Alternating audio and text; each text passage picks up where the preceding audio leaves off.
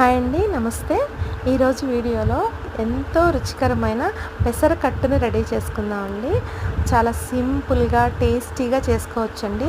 దీనిలో ఒక ఆవకాయ ముక్క, కొన్ని అప్పడాలు ఉంటే దీని టేస్ట్ నెక్స్ట్ లెవెల్ అండి. చాలా అంటే చాలా బాగుంటుంది. మనకి ప్రాసెస్ కూడా చాలా ఈజీ అండి. కేవలం 15 నిమిషాలు అంటే పావు గంటలోనే దీన్ని రెడీ చేసుకోవచ్చు.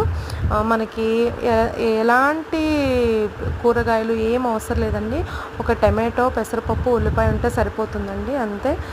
దీని ప్రాసెస్లోకి వెళ్ళిపోదామండి. ముందుగా అయితే నేను ఒక 200 గ్రామ్స్ వరకు పెసరపప్పు తీసుకున్నానండి. ఒక కప్ అండి మెజర్మెంట్స్లో. అది 2 సార్లు కడిగేసుకొని దానిలో వచ్చేసి ఒక 2 టమాటోలు, కొంచెం ఉల్లిపాయలు, ఒక ఉల్లిపాయ అండి, 2-3 పచ్చిమిరపకాయలు వేసుకొని కొంచెం వాటర్ వేసేసుకొని మెత్తగా ఉడకపెట్టుకుందామండి. ఒక 3 విజిల్స్ అలా వచ్చే వరకు. పెసరపప్పు త్వరగానే ఉడికిపోతుంది కాబట్టి మనకు ఒక 5 నిమిషాలండి, అంతే. తర్వాత ఒక నిమ్మకాయ సైజ్ అంతా చింతపండు కడిగేసి నానబెట్టేసుకుని రసం తీసుకొని పక్కన పెట్టుకుందాము. చూడండి, మనకి పప్పు ఉడికిపోయింది కదా. మొత్తం మెత్తగా ఉప్పు, కారం, పసుపు మనకి రుచికి సరిపడా వేసుకొని మెత్తగా మెదిపేసుకుందామండి పప్పు గుత్తితో.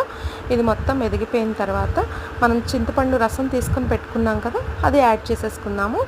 దాంతోపాటు మనం ఒక 2 కప్స్ కూడా వాటర్ యాడ్ చేసుకుందామండి. మనం పప్పు చారు చేసుకుంటున్నాం కదా, మొత్తం చూడండి ఒక 2 కప్స్ రెడీ పోసుకున్నాను నేను. ఇవి ఒక 5 to 10 మినిట్స్ అండి మరిగితే చాలు. ఎందుకంటే మనం పులుసు తర్వాత యాడ్ చేస్తాం కాబట్టి కొంచెంసేపు ఒక 10 నిమిషాలు మరగనివ్వండి. ఈలోపు అది మరిగేలోపు మనం పోపు పెట్టేసుకుందాం అండి.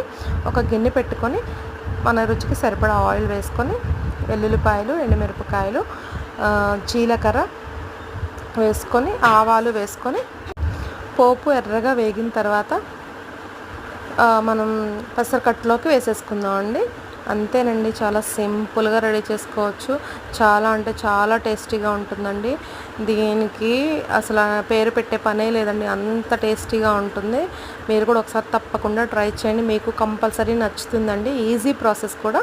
ఈ వీడియో కనుక మీకు నచ్చితే లైక్ చేయండి. Thank you.